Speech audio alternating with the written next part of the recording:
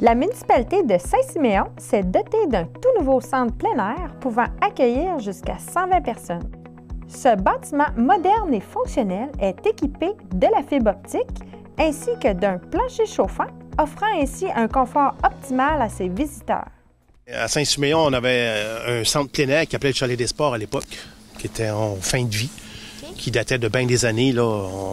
C'est un bâtiment qui était très âgé. Au niveau du code du bâtiment du Québec, là, ça répondait plus ou moins aux normes, puis c'était pas sécuritaire. Alors, en 2018, on a commencé à travailler sur des esquisses préliminaires. On a commencé à travailler sur des plans pour se doter d'un nouveau centre plein air. Au début, on pensait essayer de rénover l'ancien, sauf qu'on a fait faire une étude de vétusté, puis ça s'est révélé que le bâtiment répondait plus aux normes, puis qu'il était désuet. Fait qu'on a opté pour un bâtiment neuf. On a déposé dans ce qu'ils appellent le PAFIR, un programme du ministère de l'Éducation supérieure pour essayer à l'époque, en 2019, puis on a été refusé. Fait qu'au final, on a réussi à trouver du financement à même notre programme TEC, puis on est allé de l'avant pour la construction d'un nouveau centre plein air. Ça a pris 6 ans, du début à la fin, avant de voir notre projet prendre forme. Ouais. Coûtait combien le bâtiment? Le bâtiment, au final, on a encore quelques petites choses, mais devrait avoisiner 1 650 000 $. Par contre, au niveau financement, ce que la municipalité aura à financer, là, au final, c'est environ 450 000, 455 000 pour les 25 prochaines années. L'hiver, c'est certain, on offre le ski de fond, on offre la raquette, on a de la glissade, on a une grosse côte, là. On est sur le sommet d'un monticule, fait qu'on a une glissade pour les enfants. Quand on parle de raquettes de ski, on fait du prêt de ski de fond gratuitement, bottines et ski de fond pour adultes.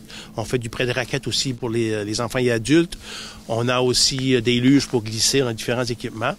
Puis en plus, c'est ouvert à la population en général. Ils peuvent venir jouer aux cartes, ils peuvent venir jouer à des jeux de société, ils peuvent venir tout simplement socialiser. On a un opérateur à l'intérieur, on a une cuisine commerciale. Pourquoi vous avez décidé de prendre la concession alimentaire ici? La raison, c'était un peu pour redonner aux citoyens de Saint-Siméon, pour qu'on ait une belle place. Ma conjointe est propriétaire du Costco du Ruisseau, puis ça fait qu'on est habitué là-dedans. Fait que c'est un peu pour ça. Le sentier motoneige, il passe-tu près du centre plein air? Oui, absolument. Il passe très près, fait que les gens vont pouvoir arrêter lorsqu'il va y avoir de la neige. Allez-vous avoir des soirées spéciales ou... Oui, on a déjà commencé même. On fait des brunchs le matin. Là, tu parles de soirée. On va avoir la prochaine, c'est Pokéball, qui va être vendredi le 10. Et le 17, on sait déjà que c'est mets chinois. Puis on y va avec, au fur et à mesure, on décide de ce qu'on fait. Là. Les heures d'ouverture, c'est fermé les lundis et mardis. Sinon, c'est ouvert les mercredis, jeudis, vendredis, samedis et dimanches, de 10h le matin jusqu'à 18h le soir. Puis les vendredis et samedis, si jamais il y a du monde, c'est 18h et plus. Là, ça reste ouvert tant aussi longtemps qu'il y a des gens. Après la saison d'hiver, est-ce que le chalet va rester ouvert au grand public? Il va être ouvert pour les locations. Présentement, on a notre saison hivernale qui débute du 15 décembre au 15 de mars. Après ça, il va être disponible, il n'y aura plus l'opérateur à l'intérieur, mais il va être disponible pour des locations diverses. Baptême, mariage, colloques, réunions. Il va être ouvert à la population qui voudront le louer pour en faire des activités. Mais sa principale utilité présentement, longtemps qu'on se parle, c'est pour les opérations hivernales ouvertes au public. Pensez-vous que le centre plein air va devenir un lieu de rassemblement pour les citoyens? Certainement, ça l'est déjà. Ça l'était avant, dans l'ancien centre, même s'il était plus ou moins adéquat puis commençait à être désuet. Mais là, c'est sûr que c'est tout nouveau, tout beau, là. Mais le fait d'avoir un opérateur à l'intérieur, c'est vraiment toute la différence. Puis c'est très, très attractif. On a des citoyens de chez nous, mais des citoyens de Bonaventure, Caplan, Saint-Alphonse. C'est ouvert à tout le monde. Oui, c'est un beau lieu de rassemblement, puis j'espère que ça va continuer. Le prochain objectif, c'est le site de l'île.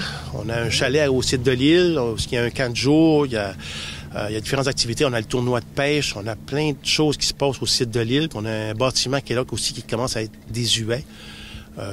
C'est là-dessus qu'on est en train de tabler. Ça va être notre